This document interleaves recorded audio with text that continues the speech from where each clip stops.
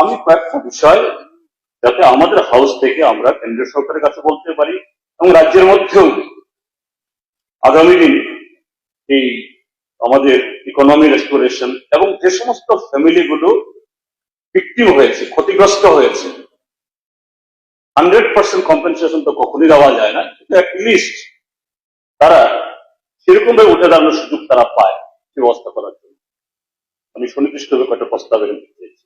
এটা হলো এ যাবৎ ত্রিপুরাজ্যে ঘটে যাওয়া ভয়াবহতম প্রাকৃতিক বিপর্যয়কে গুরুত্ব দিয়ে এই অতিবর্ষণ এবং ভূমিধসের ঘটনাকে কেন্দ্রীয় সরকারের তরফ থেকে জাতীয় বিপর্যয় হিসাবে ঘোষণা করা হোক, ন্যাশনাল ডিজাস্টার। আমি দেখেছি রাজ্য সরকার তারা ঘোষণা করেছেন হোল স্টেটকে ন্যাচারাল ক্যালামিটি এফেক্টেড এরিয়া হিসাবে। আমার মনে হয় এতে আমাদের সেন্ট্রাল অ্যাটেনশন ড্র করার ক্ষেত্রে বা সুবিধা পাওয়ার ক্ষেত্রে খুব বেশি হবে না। আমরা এই ডিমান্ড আমরা রাখতে পারি যে এটাকে ন্যাশনাল ডিজাস্টার, জাতীয় বিপর্যয় হিসেবে ঘোষণা করা হোক। এই বিপর্যয়ে যে সকল ব্যক্তি মারা গেছেন তাদের নেক্সট কিনকে অর্থাৎ তাদের পরিবারগুলোকে 4 লাখ টাকা অন্যান্য যে কোনো ইয়েতেই দেওয়া হয় এসডিআরএফ এর রেটে, ঠিক আছে 4 লাখ বা 5 লাখ আমি দাবি করছি যে আমাদের এ পক্ষ থেকে এটা 50 লক্ষ টাকা করে প্রত্যেক মাথা পিছু দেওয়ার ব্যবস্থা গ্রহণ করা হোক। 3, প্রত্যেকটি মহকুমা ব্লক ভিত্তিক বিভিন্ন দপ্তরের আধিকারিকদের সমন্বয়ে এই যে ইন্ডিভিজুয়াল, এমনিতে দক্ষিণ জেলার একটা রিভিউ মিটিং এ থাকার সুযোগ হয়েছে, এখানে দেখেছি PWD, water resource, drinking water, education, প্রায় সবাই আমার দপ্তরে এত টাকা ক্ষতি হয়েছে বলে একটা খুব কথা বলছেন। এগুলো কতটুকু একেবারে স্পেসিফিক্যালি ডাউন টু থিঙ্ক করে সেরকম ভাবে অ্যাসেস হয়েছে জানি না। এটা হয়তো আবার সোশ্যাল ইনফ্রাস্ট্রাকচার রিপেয়ারের জন্য তারা যে অ্যাসেসমেন্ট করেছেন তা হতে পারে, কিন্তু ইন্ডিভিজুয়াল ক্ষতি আমরা প্রত্যেককেই, শুধু যার যার বিধানসভা কেন্দ্র না তার বাইরেও অনেকে গেছে। আমাদের এই হাউসের মধ্যে আমাদের অনেক মাননীয় বিধায়ক নিজে কাঁধে করে চালের ব্যাগেট দেখেছি। আমার ছোট ভাই মাইলাফ্রুম, দিকে শান্তিবাজারের আমাদের তরুণ বিধায়ক খুব ইয়েতে, এরকম অনেকে গেছেন। তো আমরা স্বচক্ষে দেখেছি কিভাবে ক্ষতির পরিমাণটা, যে বহু কষ্ট করে যে একটা সংসার বা একটা পরিবার গড়ে তুলেছে এটা এক মহামায় ধ্বংস হয়ে গেছে।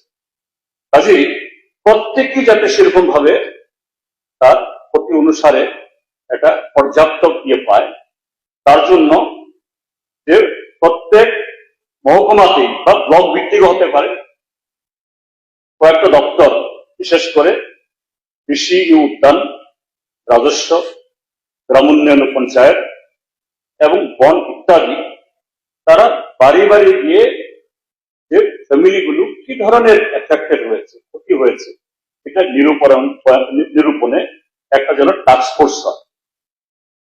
তার সাথে সোশ্যাল ইনফ্রাস্ট্রাকচার, রাস্তা, গ্যাস, বিদ্যুৎ, স্কুল ইত্যাদি সোশ্যাল ইনফ্রাস্ট্রাকচার, এগুলো ব্যক্তিগত রিপোর্ট করবে না, এগুলো মানে সামগ্রিক ডেভেলপমেন্টের জন্য প্রয়োজন। তার জন্য এরকম একটা টাস্ক ফোর্স হোক সেসব দপ্তরে, একদম এখানে স্পেসিফিক ফিল্ডে গিয়ে সেই সার্ভে হোক, ক্ষতির পরিমাণ নির্ণয় করা হোক, এরপরে ক্ষতিপূরণ কিভাবে দেওয়া যাবে এটা পরের কথা, যেটা একবার ক্ষতি কি ধরনের সাহায্য প্রয়োজন এটাও দরকার। 4, যে সকল পরিবারের ঘর বাড়ি সম্পূর্ণ বা আংশিকভাবে ক্ষতিগ্রস্ত হয়েছে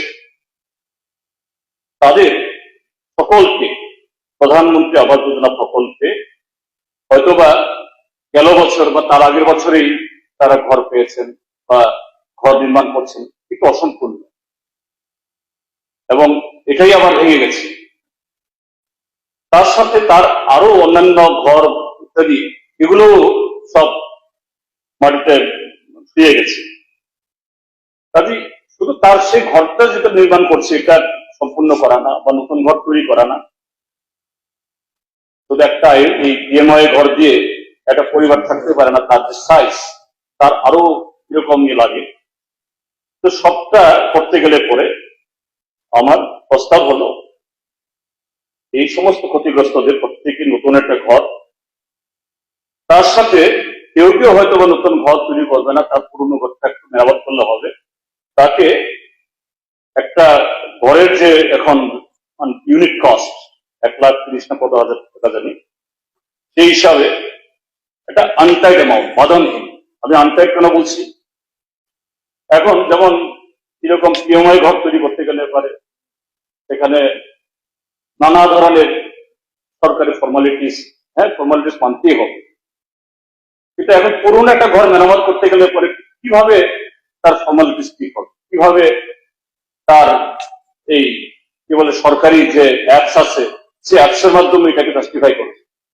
কাজে এই জায়গায় একটা আনটাইড অ্যামাউন্ট যাতে তার নির্মীয়মান ঘর বা পুরনো ঘর এগুলোকে মেরামত করে ঠিক সেরকম ভাবে আবার দাঁড়াতে পারে। 5, সমস্ত প্রকার কৃষি ও কৃষি সম্পর্কিত এবং রাবার চাষের জন্য ব্যাংক এবং অন্যান্য সংস্থা থেকে, এখন রাজ্যের মধ্যে বন্ধন ব্যাংক ইত্যাদি নানা চিট ফান্ড আছে, রিজার্ভ ব্যাংকেরও কিছু অনুমোদন নিয়ে তার ঋণ কিনবে এবং তাদেরই ঋণের বহর বা প্রসার বেশি। এরকম যারা এগ্রিকালচার করেছেন, ফিশারি করেছেন, রাবার চাষ করেছেন, ক্ষুদ্র ব্যবসা করছেন, তার সাথে 3 হুইলার 4 হুইলার, আমি ট্রাক বাস কিনেছে তাদের কথা বলছি না, অটো বা যে পিক আপ ভ্যান, এগুলা নিয়ে বহু পরিবার তার জীবন জীবিকা নির্বাহিত হয়। এদের নষ্ট হয়েছে বা এই বন্যার জন্য এগুলো বন্ধ হয়ে আছে, চলতে পারছে না, রাস্তাঘাট নেই। এগুলো যে কৃষি ঋণের ক্ষেত্রে একটা ওয়েব করা সম্পূর্ণ, আর এরকম ক্ষুদ্র ঋণ এবং এই ট্রান্সপোর্ট ইত্যাদির জন্য যে সমস্ত করেছে এই ক্ষেত্রে আংশিকভাবে হলেও এটা মুকুব করার চেষ্টা, এবং তাদের যে কিস্তি প্রিমিয়াম এটাকে একটু ডিলে করা, যেটা প্রত্যেক মাসে দেওয়ার কথা এটা 3 মাস পরে বা 4 মাস পরে শুরু হোক, এবং এই সময়তে তার ইন্টারেস্ট কাউন্ট যেন বন্ধ থাকে এই সময়টাতে, যেহেতু তার কোনো ইনকাম জেনারেশন সেই সময়তে হচ্ছে না। ছয় হলো এই যে ব্যাপক ক্ষতি হয়েছে, বহু জায়গাতে জমিতে সীমানায় নষ্ট হয়ে গেছে, আইল নষ্ট হয়ে গেছে, মাটি পড়ে গেছে, ভালো জমে গেছে, কারো কারো চিহ্নই নেই। এগুলি কোন কৃষকের পক্ষে, আমাদের রাজ্যে বড় কৃষক তো নেই, ক্ষুদ্র কৃষক বা মাঝারি কৃষক, তাদের পক্ষে এটাকে রিক্লেম করা ইম্পসিবল। তাহলে কিভাবে করা? এসডিআরএফ এর যে এই জাতীয় ক্ষেত্রে যে তাদের কম্পেনসেশনের নর্মস আছে, হেক্টরে বোধ হয় 800 টাকা না কত টাকা যায়, 1 হেক্টর জমি যাদের একেবারে সম্পূর্ণ ভেঙে গেছে হয়েছে, 800 টাকা কি হবে? একটা লেবার এই গ্রামে 400-500 টাকা এটি কখনো হবে না। তাহলে সেই জায়গায় এগুলো করতে গেলে পরে একটা ব্যাপক হারে জায়গায় যদি আমরা শ্রম অধিকার দিতে পারি, এবং রেগার একটা প্রভিশন এটা আছে, এরকম ন্যাচারাল ক্যালামিটি ইত্যাদি হলে পরে জব কার্ড হোল্ডারকে আপ টু 150 অব্দি দিতে পারে। এখন ত্রিপুরার যে যারা এরকম জমি নষ্ট হয়েছে তারা না, ডাইরেক্টলি ক্ষতিগ্রস্ত হয়েছে, ইনডাইরেক্টলি 17 লক্ষের সাথে আরো 17 লক্ষ লোক ক্ষতিগ্রস্ত হয়েছে, তাদের ইনকাম ইত্যাদি বন্ধ হয়ে গেছে, বাজারে মানি সার্কুলেশন এগুলো অচল হয়েছে। তাহলে সেই জায়গায় আমাদের ব্যাপক এরকম ইনভেস্টমেন্ট দরকার। জায়গা one of the very important source. আমরা সেন্ট্রাল গভর্নমেন্টের কাছে এই অনুরোধ করতে পারি, প্রত্যেক জব কার্ড হোল্ডারকে at least for this year 200 mandates করে জব দেওয়া হোক, এবং তার যে মজুরি ওয়েজেস এটাও যেন যে বর্তমান সময়েতে যেরকম রেট বাজার 600 টাকা এই হারে ত্রিপুরা দেওয়া হোক। এতে যারা ক্ষতিগ্রস্ত তাদের ক্ষতি মেরামতের যেমন কাজ দেওয়া সুবিধা হবে, পুকুরের বাঁধ তৈরি করা যাবে, জলাশয়ের বাঁধ আবার ঠিক করা যাবে, তার সাথে গ্রামীণ রাস্তাঘাট। অন্যদিক থেকে ক্ষতিগ্রস্ত হয়নি সরাসরি, কিন্তু তাদের হাতে টাকা গেলে পরে সে অর্থনীতি বাজারকে চাঙ্গা করে অর্থনীতিকে দাঁড় করাবে। 7, বন্যায় সরাসরি ক্ষতিগ্রস্ত যারা বিভিন্ন আশ্রয়স্থলে থাকতে বাধ্য হচ্ছেন এখনো, সে সকল পরিবার সমূহকে, এবং অনেকেই আশ্রয়স্থলে যান, তার বাড়ি একটু দূরে, জমি একটু কাছে। গ্রামের মানুষ সাধারণত নিজের বাড়ি ঘরের কাছে থাকতে চান, যাননি সেখানে, আত্মীয়ের বাড়ি থেকে কোনো জায়গা থেকে কোন রকম আশ্রয় নিয়েছেন। আমি গত পরশুদিন আমি উদয়পুরে গিয়েছিলাম এই কাকরাবন বিধানসভা কেন্দ্রে।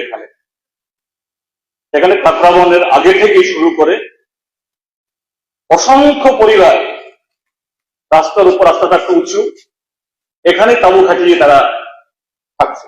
বাড়ি দেখাচ্ছে, আমাদের বাড়ি দেখুন, আগুন সমাজে যেতে পারবো, এরকম বহু পরিবার আছে। কাজে তাদের পক্ষে আবার রোজগার ইত্যাদি করে সাবলীল হওয়া কঠিন।